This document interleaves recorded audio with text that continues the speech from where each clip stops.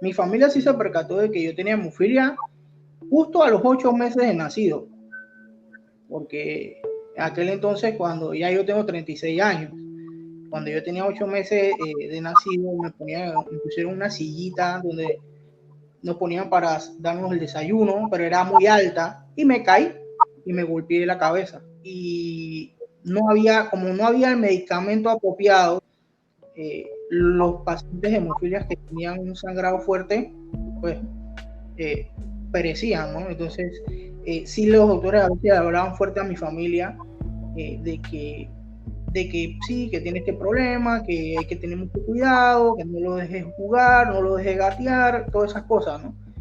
Eso fue lo que me contaban.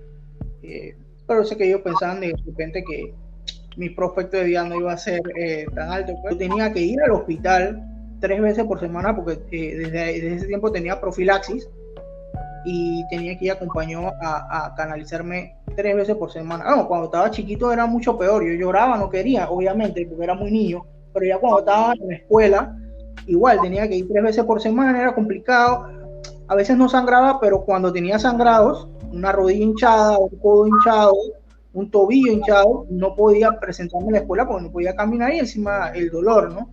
Hola, ¿cómo están, Panamá? Qué gran gusto de saludarlos. Estábamos escuchando este importante testimonio, Juan José Martín, este programa especial dedicado a la comunidad de hemofilia en Panamá. Muchísimas gracias, especialmente por la sensibilidad y la colaboración de Canal ECO del grupo Medcom.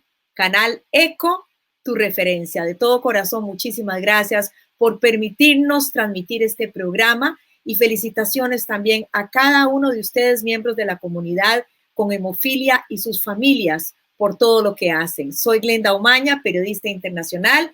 Bienvenidos a este programa Hemofilia en Positivo, donde tendremos una serie de conversaciones con especialistas y también testimonios y las posibilidades de mejorar la calidad de vida de las personas con hemofilia en Panamá. Vamos a presentarles de inmediato al grupo que nos acompaña hoy. Primeramente, Adal González. Él es un joven con hemofilia quien nos va a contar su testimonio. Bienvenido, Adal. También está con nosotros la doctora Diana Cedeño. Ella es pediatra, hematóloga del Hospital del Niño. Bienvenida, doctora Cedeño. Hola, gracias. El doctor Rafael Aparicio, él es hematólogo, coordinador de la clínica de coagulopatía congénita de la Caja del Seguro Social. Bienvenido, doctor Aparicio. Buenas noches. Buenas noches. Y el doctor, también está el doctor Dimas Kiel, médico internista y hematólogo, jefe del servicio de hematología del Complejo Hospitalario Metropolitano, doctor Arnulfo Arias Madrid. Bienvenido. Y el doctor Alex Augusto González, director ejecutivo nacional de los servicios y prestaciones de salud de la Caja del Seguro Social. Bienvenidos a todos. Muchísimas gracias por participar en este foro.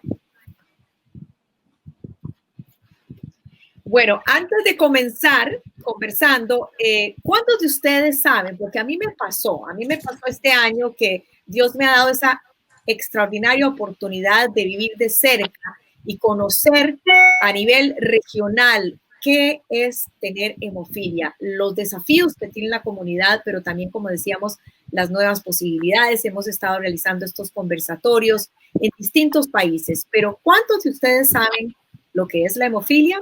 Veamos este reporte de Jimena Bedoya. La hemofilia es un trastorno hemorrágico en el que hay un déficit de los factores de coagulación. Es decir, si una persona tiene una herida, no coagula, sangra en exceso. Y esto se presenta porque no hay en la sangre factores de coagulación como el 8 y el 9, que son la hemofilia A y B respectivamente. Pero también puede haber ausencia de los otros 13 factores que tenemos circulando en la sangre junto con los glóbulos blancos, rojos y plaquetas. Es una enfermedad que se hereda.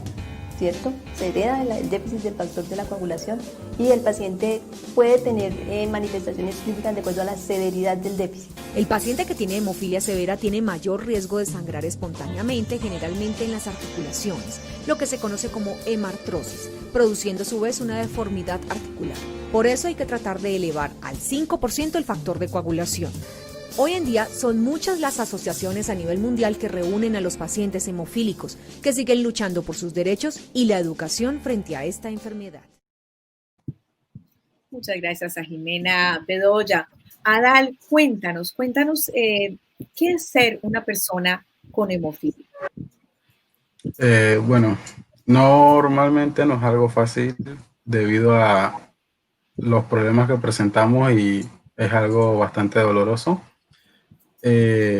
Yo inicié con hemofilia, se dieron cuenta cuando tenía 1 año y medio, que mi madre y mi padre se dieron cuenta que no podía gatear, porque a medida de que gateaba se me formaban moretones en las rodillas y en las manos de apoyarme. Y bueno, así fue casi durante toda mi infancia y ahí fue donde me llevaron al hospital y empecé con el tratamiento del factor 8. Luego de eso ingresé a la Fundación de Hemofilia, donde allí hacían los tipos de actividades y eso, que fue donde nos enseñaron a cómo cuidarnos nosotros mismos, a canalizarnos y esas cosas, pues. Durante mi infancia sufrí múltiples hospitalizaciones debido a la hemofilia y a los sangrados constantes que tenía. Y ¿cuántas veces a la semana? Entiendo que algunos pacientes tienen que ir a inyectarse a la profilaxis. A veces algunos he conocido que un tiempo tuvieron que ir todos los días. En el caso tuyo, ¿cuál era la situación? Normalmente iba 3 veces por semana cuando estaba más estable, pero cuando enfrentaba momentos críticos sí tenía que ir todos los días o al punto de que me hospitalizaban por eso. Gracias por tu testimonio. Doctora, estamos viendo tan solo un caso, pero cuéntenos, doctora Cedeño, sobre los niños especialmente. ¿Cuál es la situación de los niños con hemofilia en este momento en Panamá? Sí, la hemofilia definitivamente es una enfermedad que los pediatras, hematólogos, tenemos que verlo durante mucho tiempo, porque casi todos se diagnostican en los pocos meses, en los severos sobre todo, o los niños que comienzan a caminar ya en cuanto a los leves o los moderados. Nosotros tenemos en la clínica nuestra de coagulopatías congénitas, en el Hospital del Niño actualmente, más de 300 pacientes con hemofilia, siendo de ellos aproximadamente el 30% de hemofilia grave, que así como nos contó Adal, son pacientes que tienen que ir 2 o 3 veces por semana, dependiendo del tipo de hemofilia que tengan, a administrarse el factor, y ya cuando son más grandes o su familia se involucra más en su terapia casera, igual en la casa, pero la profilaxis 2 o 3 veces por semana en todos nuestros pacientes, sobre todo los pacientes con Doctora Aparicio, cuéntenos qué ha significado para lo que usted ha vivido, lo que usted ha visto, especialmente en esta situación con la pandemia, cómo ha cambiado el tratamiento y esto de cierta manera pues impactado especialmente a las personas con enfermedades llamadas raras o huérfanas como lo es la hemofilia, doctora Aparicio. Sí, la hemofilia en nuestro país lleva una evolución de tratamientos que han mejorado. Antes los pacientes se trataban en forma individual y en centros hospitalarios diversos, pero ya la organización permite que la atención integral con un grupo multidisciplinario permita que sea mejor su atención y involucra al paciente en aprendizaje y forma de autocuidado que le hacen una fortaleza en conocer su enfermedad, tratar a tiempo las hemorragias, hacer la profilaxis que acaba de mencionar la doctora Cedeño, y que esa profilaxis se mantenga al adulto. Y esa ha sido la evolución. Con la pandemia, esa fortaleza que tienen los pacientes de autocuidado y conocimiento nos ha permitido hacer una comunicación usando los métodos tecnológicos, evolucionando su tratamiento y evolucionando su evolución de cómo están teniendo sus episodios hemorrágicos. Y hasta ahora la disposición de factores ha estado presente para poder cumplir con su profilaxis y tratar con prontitud los eventos agudos. Quizás los pacientes que están a distancia de los centros hospitalarios son los que más dificultades tienen, porque la búsqueda de los factores tiene que hacerse en los centros hospitalarios, y muchas veces la movilidad estuvo un tiempo reducida. El transporte de los factores también en forma individual tiene que tener la característica de mantener cadenas de frío, y estamos tratando de colaborar para ver si con un esfuerzo entre autoridades, pacientes y la comunidad hemofílica y los servidores de salud, hacemos una entrega de factor que mantenga la profilaxis y mantenga el tratamiento de los eventos en forma oportuna y evitar las secuelas, la más temida, que es la discapacidad musculoesquelética.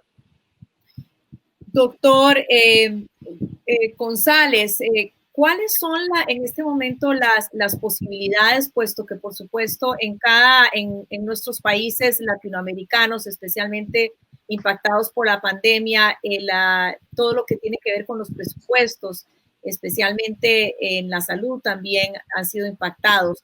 En este momento, ¿cómo podemos describir la situación para atender a esta comunidad? Sí, claro. Nosotros realmente hemos tenido, producto de la pandemia, una situación muy difícil, al igual que todos los países.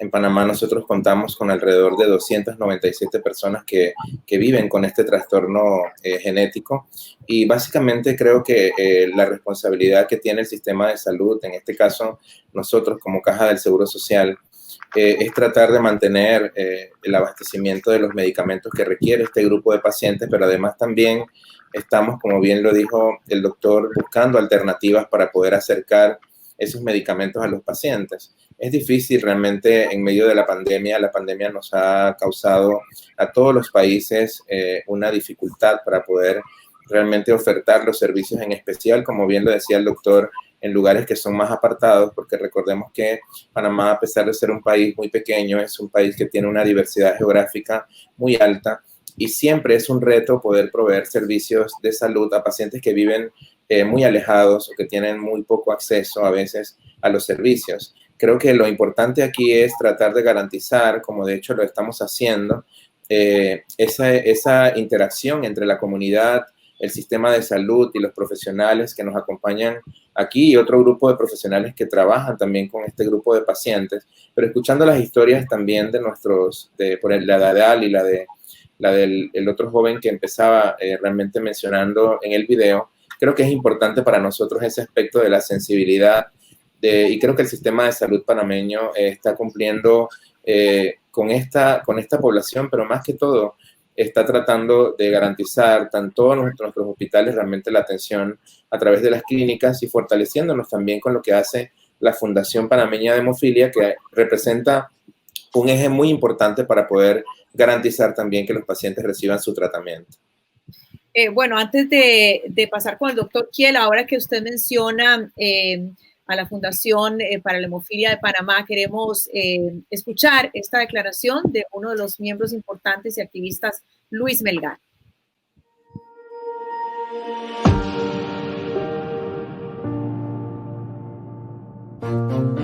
Cuando hablamos de tratamiento, por ejemplo, que es un tratamiento preventivo, entre más nosotros prevengamos los sangrados desde muy temprana edad, contemos con esos tratamientos, sobre todo para aquellos que que utilizan una profilaxis 3 o 2 veces a la semana. Es importante que se haga estas profilaxis porque estamos entonces disminuyendo esos sangrados que si no se hace pueden entonces llevar a artropatías, podemos llevar a tener discapacidad y en pleno 2020 no es posible que todavía tengamos discapacidades en algunos países.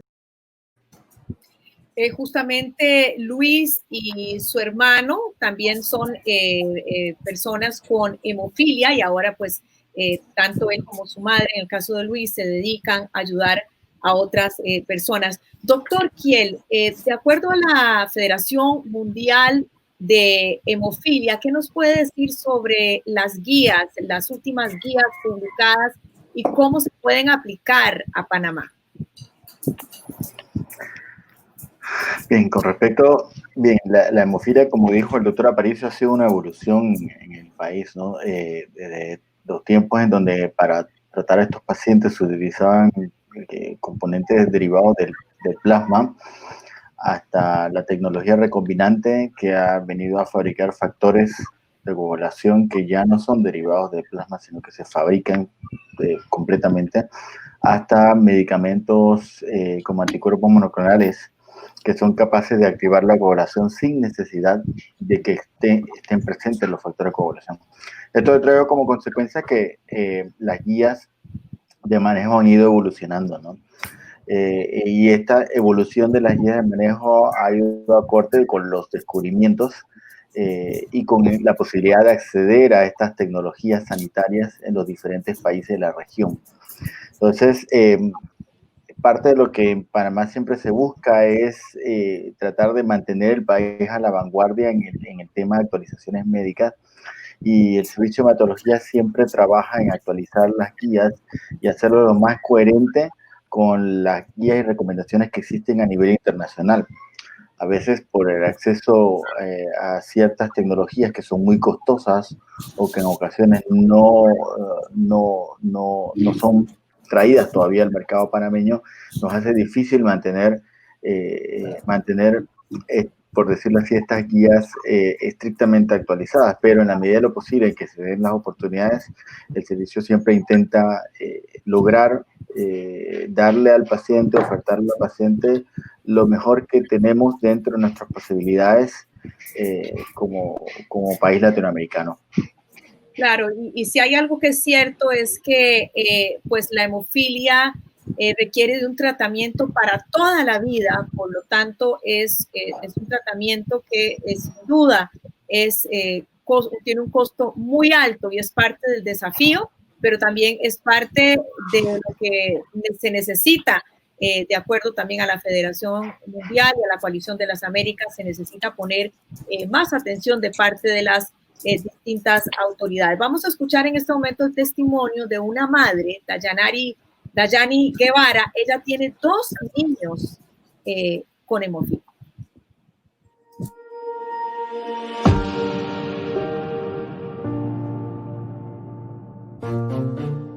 Mi nombre es Dayani Guevara, tengo 2 hijos con hemofilia, Brian Domínguez de 13 años y Héctor González de 3 años. Me di de cuenta que Brian Domínguez tenía hemofilia porque tuvo una caída con la andadera a los 10 meses de nacido. Producto de eso tuvo un sangrado en el labio. Lo llevé al centro de salud, a la clínica, y no necesitaba sutura, me dijeron, pero el niño seguía sangrando mucho en la casa.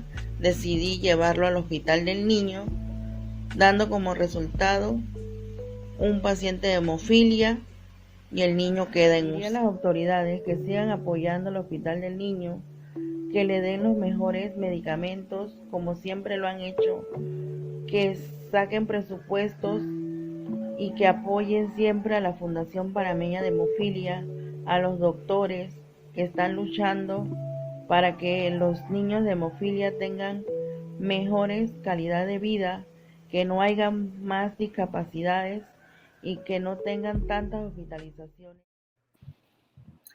Doctora Cedeño, no me puedo imaginar muchas veces las situaciones tan acongojantes, quizá en las que se les presentan a ustedes, por ejemplo, los casos de niños con hemofilia y que tienen que ir tantas veces al hospital durante el mes para una profilaxis, muchas veces no se les encuentra la vena, pero esto puede cambiar, doctora Cedeño. No, sí, claro. Uno de los inconvenientes, y de hecho eso es lo que está mencionando la mamá de Héctor. Héctor es un niño actualmente de 3 años de edad, que nosotros incluimos en uno de los nuevos tratamientos según las guías de la Federación Mundial de Hemofilia, y es utilizando anticuerpos monoclonales. La mamá ha podido comparar con sus 2 hijos, uno que creció con factores de la coagulación por semana y otro que ahora está utilizando este medicamento que es cutáneo, que no hay que canalizar venas y que el paciente está viniendo inicialmente una vez por semana, luego lo vamos a ampliar a cada 2 semanas. Y eso ha venido a cambiar la calidad de vida de nuestros pacientes, porque definitivamente has dicho algo importante. Estos niños 2 o 3 veces por semana significan 2 o 3 canalizaciones por semana.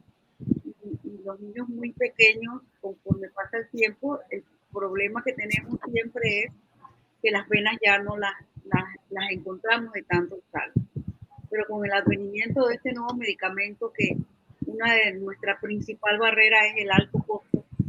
Recordemos que nosotros somos un hospital público que dependemos de un presupuesto del gobierno central y hemos logrado sacar muchos pacientes, como en el caso del hijo de Dayani, en este caso de Gracias. Doctora Aparicio, ¿qué se puede hacer? ¿Qué se puede hacer para mejorar, para empoderar a los diferentes sectores, a los pacientes, al mismo gremio de hematólogos, para poder tocar esas puertas que sin duda se están abriendo, pero qué se puede hacer para mejorar?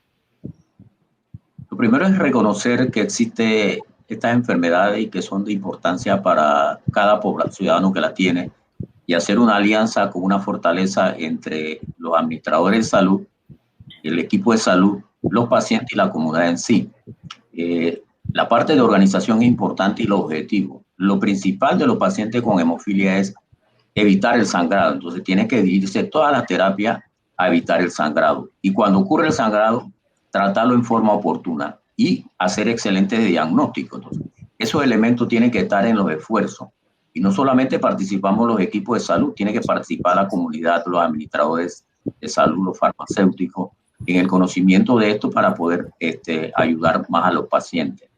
Hay algo que creo que en la parte de la evolución de la tecnología también participar, o sea, estar a la vanguardia de la participación de la evolución tecnológica de esta enfermedad, que ahora mismo la hemofilia a nivel mundial estaba iniciando una época dorada, porque hemos pasado del tratamiento sustitutivo, o sea, el tratamiento de reemplazo, ahora tenemos que pasar a un tratamiento sustitutivo que acaba de hablar la doctora Tenebio, que no es factor, es un anticuerpo monoclonal, y estamos a la espera del tratamiento de producción del factor por propio individuo con la terapia génica. Entonces creo que también el país se debe mantenerse a la vanguardia de estos progresos y estar cerca de estos progresos, porque al final va a beneficiar a todos. Y lo otro, pensar no solamente en la población pediátrica, pensar en toda la población hemofílica, porque la hemofílica, como usted dijo, es una enfermedad que está desde que nace hasta que podamos seguir en este mundo. Y también la forma de cobertura debe ser una cobertura universal a todos los ciudadanos, independientemente de cómo está su cobertura de salud, debe ser atendida a esta patología, porque es más costoso no atenderla individualmente, familiarmente o colectivamente, y como país le sale más costoso no atender a estos pacientes de la forma adecuada. Importante punto sobre el costo-beneficio. Doctor Kiel, ¿qué se necesita? Usted como jefe del servicio hematológico del complejo hospitalario metropolitano, doctor Arnulfo Arias Madrid, ¿cómo lograr, doctor, acceso universal, como decía el doctor Aparicio? Yo creo que el punto cardinal, Glenda, es lo que tocó el doctor Aparicio, demostrar que el tratar este tipo de enfermedades es rentable desde el punto de vista económico para el sistema de salud público. Recordar, y aquí podemos, yo creo que incluso Adal nos puede dar luces sobre esto, porque Adal lo vivió.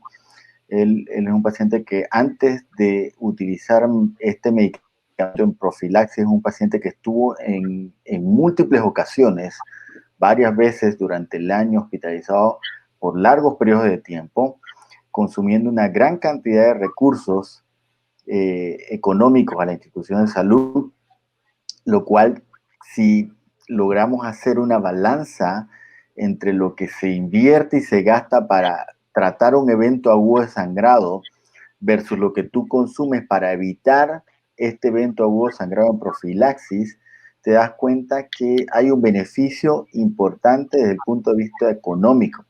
Por lo tanto, esta rentabilidad es lo que yo pienso que es la principal herramienta que uno puede utilizar para poder justificar ante las autoridades hacer una inversión en una tecnología sanitaria nueva. Porque a fin de cuentas, como bien lo dijo la doctora Diana, nosotros somos países latinoamericanos que tenemos recursos finitos y tenemos que aprovechar lo que tenemos de la mejor manera posible. Entonces, esa es la vía. Yo pienso que la vía es demostrar a las autoridades que es rentable, que es costo efectiva la intervención para que esto se pueda sumar al arsenal terapéutico y se justifique hacer una intervención universal en todo el sistema de salud público del país. Antes de pasar a la opinión del doctor Augusto González, Adal, cuéntanos un poquito más lo que estaba adelantando el doctor Kiel. Has pasado por distintos tratamientos. ¿Qué tratamiento tienes ahora? Tienes 16 años, pero has pasado por mucho.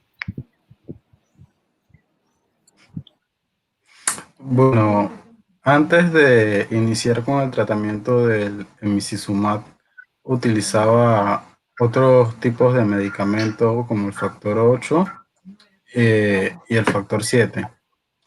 Antes de eso no era bastante efectivo, pero en mi caso, que era muy grave, prácticamente eran pocas las veces que funcionaba bien. Y tenía que ir al hospital 3 veces por semana o incluso más días seguidos durante mucho tiempo. Luego, hace 3 años, inicié con el tratamiento de emicizumab y mi cuerpo ha respondido muy bien al tratamiento, al punto que solamente me lo administro 2 veces al mes y puedo hacer cosas que antes no hacía, como poder dar educación física y hacer deporte. Eso quiero preguntarte, cuéntanos un poquito más cómo cambió tu vida, porque la mayoría de las personas, les recordamos a quienes no conocen poco sobre este tema, que este es un padecimiento que afecta en su enorme mayoría, son casos muy raros de mujeres, solo a hombres, ¿no? Es una enfermedad, como decía Jimena Bedoya, heredada de la madre, pero cuéntanos, Adal, un poquito más sobre lo que has pasado, pero conversando con muchos nos dicen, bueno, la niñez un poco dura porque no podían jugar como los otros niños, ahora dices que está cambiando tu vida.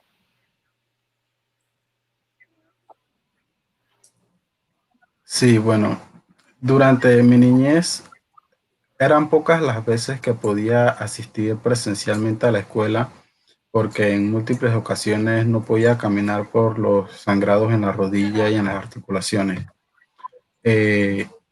No podía dar la materia como educación física porque no podía correr y en ocasiones incluso no podía caminar.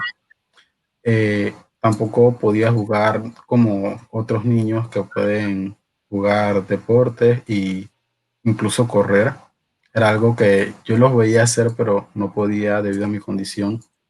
Y al paso del tiempo fui adquiriendo con mejores tratamientos hasta el punto de tener el emicizumab, que fue mucho más fácil para mí porque puedo asistir todos los días a la escuela. No he tenido hospitalizaciones en un periodo de 3 años, que fue cuando inicié el tratamiento de Micizumab, porque incluso antes de tener el Micizumab, con los otros tratamientos, igual seguía teniendo problemas hemorrágicos y incluso pasaba hospitalizaciones hasta de 2 meses por sangrados muy severos y continuos.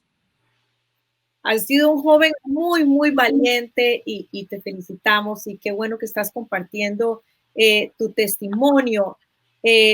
Doctor González, aquí vamos a tocar directamente el bolsillo, obviamente. ¿Esto es una cuestión de bolsillo o es una cuestión de decisión, doctor?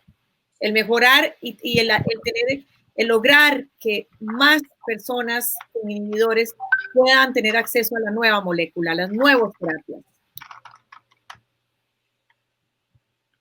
Creo que está en mute, doctor, está en mute. Sí, primero que todo, bueno, quiero mencionar que escuchar los testimonios de Adal y también quiero mencionarte, Glenda, que aparte de médico, yo también soy egresado de la Escuela Nacional de Teatro y tengo una experiencia con Luis Melgar, que precisamente es el vicepresidente de la Fundación Panameña de Hemofilia, y él manifestaba un poco la importancia de esto en el video que nos presentaste, y ver a Luis en este video para mí también es muy importante porque él hace teatro conmigo y creo que las personas con hemofilia tienen precisamente ese derecho de poder tener oportunidades de tratamiento para poder ejercer su vida de una forma abierta, de poder hacer realmente las cosas que le gusta, como el testimonio de Adal, de que antes no podía hacer realmente educación física o hacer ejercicios o las cosas que él como joven quisiera hacer con sus amigos. Y ver este testimonio creo que es realmente la parte fundamental, o sea, una administración concentrada en la importancia del paciente, creo que es fundamental para nosotros entenderla hacia dónde debemos llevar este proceso. Si sale una terapia nueva, nosotros como institución estamos ya, por ejemplo, en mi caso, en la dirección ejecutiva donde yo dirijo y que tengo algunas semanas de estar a cargo de esta dirección, estamos empezando a crear realmente algunas unidades importantes, por ejemplo, relacionadas con la economía de la salud, con la parte de investigación en salud, y eso nos va a ayudar también a apoyar a este grupo de médicos como Adimas, como la doctora Cedeño, por ejemplo, el doctor Aparicio, que ellos están tan cerca del manejo de los pacientes y conocen realmente de primera mano no solamente esta enfermedad, sino todas las enfermedades que están relacionadas con la parte hematológica. Y creo que es fundamental para la administración entender ese proceso, estar en contacto con nuestros médicos tratantes, entender realmente cómo nosotros podemos avanzar hacia mejores tratamientos. El doctor Dimas mencionó un elemento fundamental que es el tema de los análisis de costo-beneficio y la parte de la costo-efectividad, pero sobre todo la parte de que nosotros como institución seamos garantes de que podamos realmente ofrecerle este tratamiento a los pacientes. En Panamá, la Caja del Seguro Social, a pesar de que también existe el Ministerio de Salud, nosotros tenemos a la población, el 83% de la población es asegurada y eso representa prácticamente casi todos los 4 millones de panameños que vivimos en este pequeño país, pero sentimos que realmente, como lo hemos demostrado en otros momentos, no solamente afrontando los temas relacionados con la enfermedad de nuestros pacientes, los panameños siempre hemos sido muy unidos, independientemente de que estos puestos sean transitorios, el compromiso siempre es tratar de nosotros poder avanzar hacia tener los mejores tratamientos. De hecho, ya se están haciendo realmente algunas cosas importantes, pasos que yo considero que son buenos pasos gigantes con respecto al tratamiento con esta anticuerpo monoclonal, y es bien importante que nosotros sepamos que como institución estamos realmente pendientes de poder apoyar económicamente en la medida en que nosotros podamos tratar realmente con los médicos de identificar mejores terapias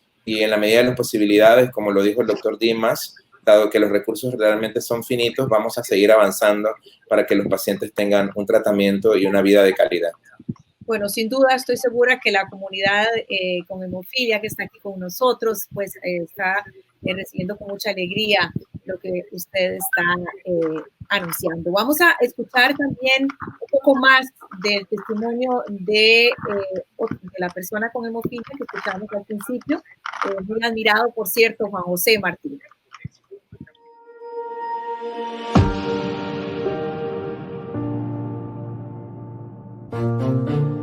Yo soy paciente que hace mucho tiempo se me pegó en una transfusión de sangre me dio hepatitis C. Actualmente tengo que seguir haciéndome los chequeos para ver porque aparentemente no, el cuerpo se liberó eso, pero tengo que hacerme los estudios. Pero yo fui uno de esos pacientes que en una transfusión de factor 8 tuvo contagio de hepatitis C. Tengo entendido que algunos tuvieron contagio incluso de VIH. Claro, si el tratamiento de este tipo no derivado de la sangre humana, es menos, es menos probable que tengas un tipo de complicación de ese tipo. Muchas gracias a Juan José, y yo quisiera preguntarles respecto a lo que él decía, ¿no? Inclusive que estos tratamientos tienen ese riesgo, como él mencionaba en el caso de él y otros casos, ¿no? De ser contagiados, hepatitis, VIH. Doctora Aparicio. Bueno, yo hablé de la época dorada, pero también tenemos una época oscura. En la década de los 80, los factores y productos derivados de plasma estaban contaminados con hepatitis y también el virus de HIV, y la población hemofílica pagó un precio muy alto en la evolución de esto. Y la tendencia de la tecnología y la tendencia de los recursos hacia las partes sanitarias de los pacientes hemofílicos está la seguridad. Y para eso la tecnología ha permitido que se inactiven los virus, se hagan métodos de detección de donantes adecuados, también la ingeniería recombinante y los productos no derivados de plasma dan un grado de seguridad. Pero la parte importante que nosotros tenemos que valorar, no solamente las consecuencias del tratamiento que son las infecciones por transfusiones y lo que acaban de mencionar, la presencia de inhibidores, pero también tenemos que mejorar la forma de cómo nosotros tenemos los resultados de nuestras acciones médicas o nuestras acciones sanitarias. Antes podíamos medir el tratamiento de hemofilia por la cantidad de factores que utilizábamos, pero con el advenimiento de la tecnología tenemos que medirlo con la frecuencia o la disminución de los episodios hemorrágicos, con la salud musculoesquelética, con cuestionarios de calidad de vida donde participa el paciente, donde su calidad de vida, su potencial humano se está logrando. O sea, esos elementos para los prestadores de servicios y también la parte económica, los que pagan los servicios de salud, deben valorar. O sea, si el paciente con hemofilia se le evita el riesgo de transmisión de una enfermedad transmitida por productos no seguros, o si no se le da un tratamiento adecuado que hace que su salud musculoesquelética lo lleve a una discapacidad, que no pueda educarse porque no puede ir a la escuela. El ejemplo de Adal, que al principio tenía dificultades inclusive de acudir y participar en las actividades escolares. Cuando eres un adulto, si no puedes seguir tu formación profesional y no puedes coger vocacionalmente una profesión que te defina para contribuir a la sociedad. Y la parte de entretenimiento que todos los humanos tenemos, tampoco podemos utilizar el entretenimiento que nos gusta porque estamos limitados por una enfermedad. Bueno, ya hemos pasado de decirle a un paciente hemofílico no puedes hacer, ahora acompañarlo a decir puedes hacer un acompañamiento adecuado en su atención y alcanzar su potencial humano que es merecido para todos ciudadanos. Doctor Aparicio, y ese último anuncio que usted estaba haciendo, ¿a cuántos pacientes hoy en día se lo ha podido hacer? Esa buena noticia, decir. Bueno, también yo como médico tratante, los pacientes deben participar en su tratamiento, deben adherirse a las profilaxis cuando se les deba dar, son 2 o 3 veces por semana. Las punciones muchas veces son molestas, pero ellos se hacen con una fortaleza que esta parte la supera.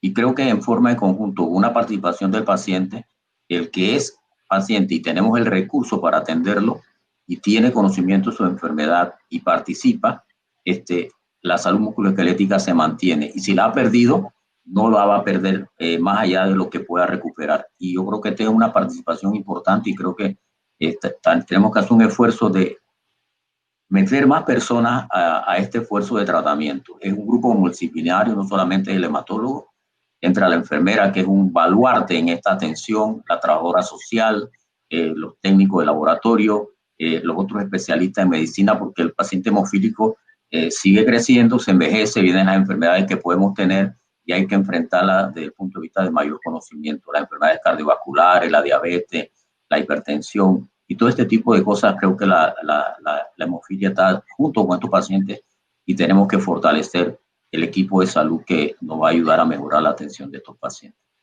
Doctora Cedeño y doctor Kiel, estábamos escuchando hace unos minutos al doctor Alex Augusto González diciendo pues que las puertas están abiertas, que para mejorar las posibilidades, por supuesto habló del presupuesto, pero ¿qué le dicen ustedes al doctor González y también a las autoridades de salud en Panamá, quienes están encargados de tomar las decisiones de salud, de política pública de salud? Doctora Cedeño, ¿qué les dice usted? No, definitivamente los comentarios del doctor González realmente han sido muy esperanzadores en este tipo de pacientes, porque la hemofilia es una enfermedad rara. La hemofilia ha ido evolucionando, como comentó el doctor Aparicio, desde la mortalidad casi total de todos los pacientes por HIV en la década del 80 a el tener una vida normal en nuestros tiempos actuales y ser tan normal que ya no se habla de pacientes con hemofilia, sino personas con hemofilia. Entonces, si nosotros tenemos o podemos manejar una persona con hemofilia que tenga una calidad de vida normal y obviamente se lo merece como todo ser humano, yo creo que las autoridades podrían ayudar muchísimo en estos pacientes que tienen toda una vida por delante y un futuro prometedor como una persona normal en la sociedad. Doctor, ¿quién? Está en mute, perdón. Hola. Sí, no, ¿me escuchan? Sí. Listo, perfecto. Bien, a las autoridades, bien, aprovechando que el doctor Alex está con nosotros aquí presente, yo pienso que orientarlos, ¿no? Porque hay una serie de enfermedades de alto costo, que podríamos decir que a las instituciones públicas cada vez que le hablan de ellas, siempre esto puede causarles como cierto escozor, sobre todo cuando tienen que hablar sobre el presupuesto que se le tiene que asignar a este tipo de enfermedades, porque generalmente son enfermedades como la hemofilia, que son de baja prevalencia, no hay tantos pacientes. Cuando me refiero a tantos pacientes, aunque la cifra es significativa porque son casi 300 pacientes, pero si lo comparas con una diabetes, con una hipertensión, que son millones de pacientes, entonces esto se hace una enfermedad de baja prevalencia. Entonces, estas enfermedades son pocas y encima de eso le cuesta mucho a las instituciones públicas.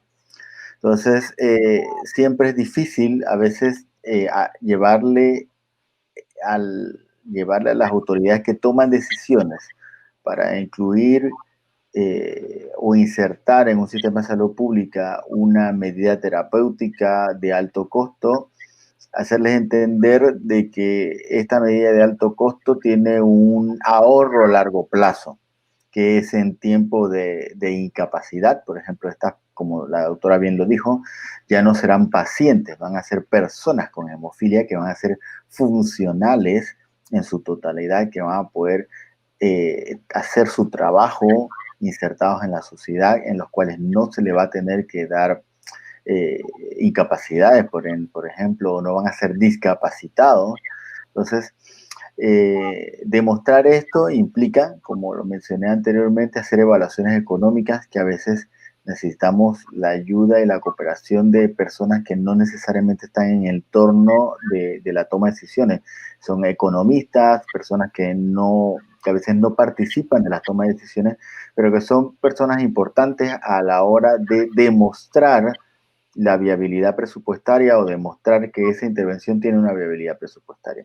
Y eso podría fortalecerlo desde el punto de vista de los pacientes, que los mismos pacientes integren este grupo de especialistas. Menciona usted muy interesante, por supuesto, para hacer el análisis, ¿no?, de costo-beneficio, economistas para plantearlo y tener más empoderamiento. Doctor Kiel.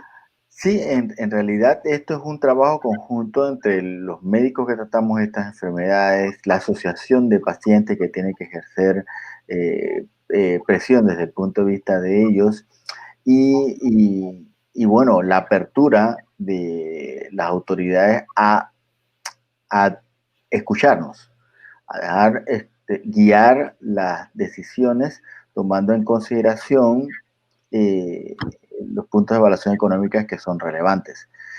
Hay veces que en muchos países, por ejemplo, en nuestro país, a veces siento que falta un poco pulir más el tema de las evaluaciones económicas. Yo sé que en el país de la región pasa el mismo problema, pero hay entes internacionales que pueden asesorar a los países que no tienen una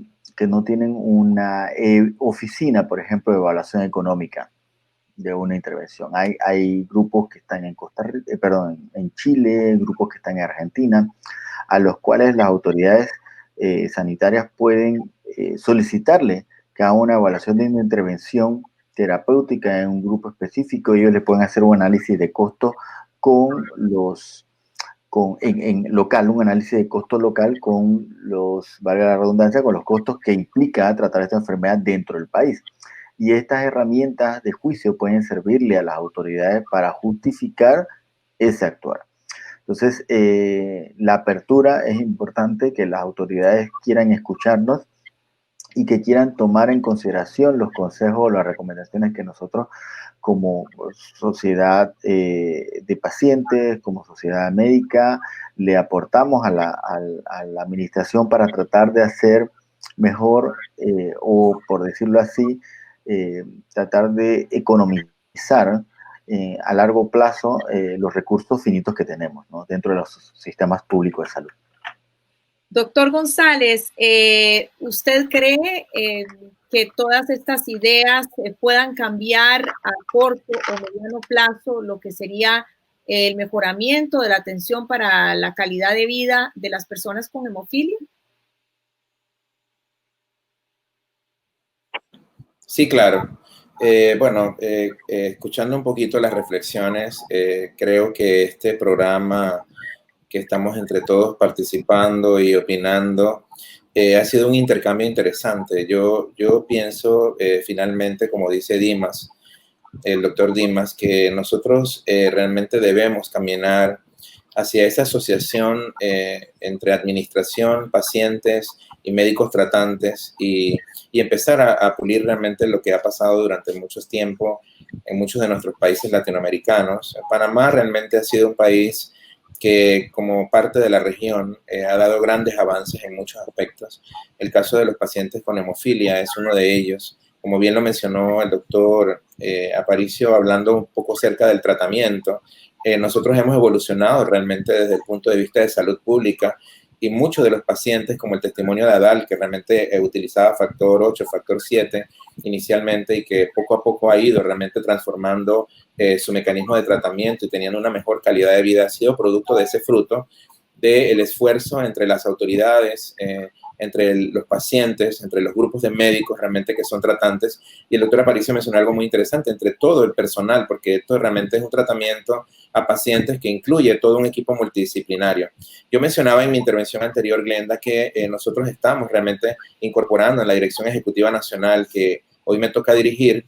Estos puestos son transitorios, pero definitivamente yo he pedido, y es una petición también del señor director general de la Caja, incorporar dentro de nuestra estructura lo que es una oficina de economía de la salud. En Panamá tenemos médicos formados en economía de la salud, o otros médicos que estamos formados en gerencia de servicios de salud, y estamos realmente tratando de cambiar esa perspectiva porque creemos que la investigación, el fortalecimiento de la investigación, el fortalecimiento de la parte de la inteligencia sanitaria y el fortalecimiento de los aspectos económicos, en este caso para hacer evaluaciones de costo-efectividad, son fundamentales. Y yo creo que aquí la mejor forma realmente de avanzar en esta parte, y que creo que Panamá ha dado grandes muestras de tener esa fortaleza, porque tenemos un gran equipo profesional, es precisamente esa dualidad que existe entre el sistema de salud con todos sus equipos, con todos sus componentes y la comunidad. Bien. Y es Muchísimas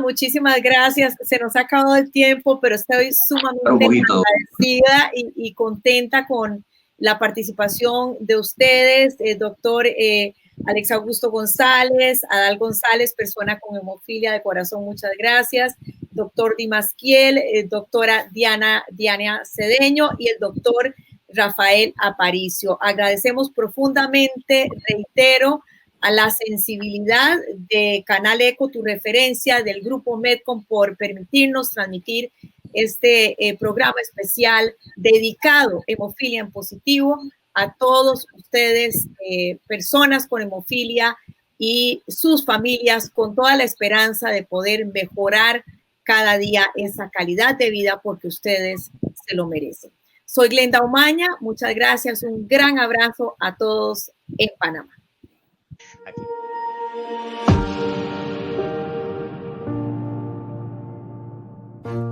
Bueno, a los hemofílicos de Latinoamérica, que no pierdan la esperanza si a veces no tienen la medicina, más bien traten de siempre pedirle al gobierno que los ayude y que les mantenga su medicamento. Mensaje para todas las personas con trastornos de la coagulación, y como es este programa Hemofilia en Positivo, pues como siempre digo, no somos la condición, somos seres humanos que se nos presenta esta condición, pero no somos la condición en sí, y podemos realizar todo lo que queramos hacer, podemos estudiar, podemos ser grandes profesionales en la medida que nos cuidemos de nosotros.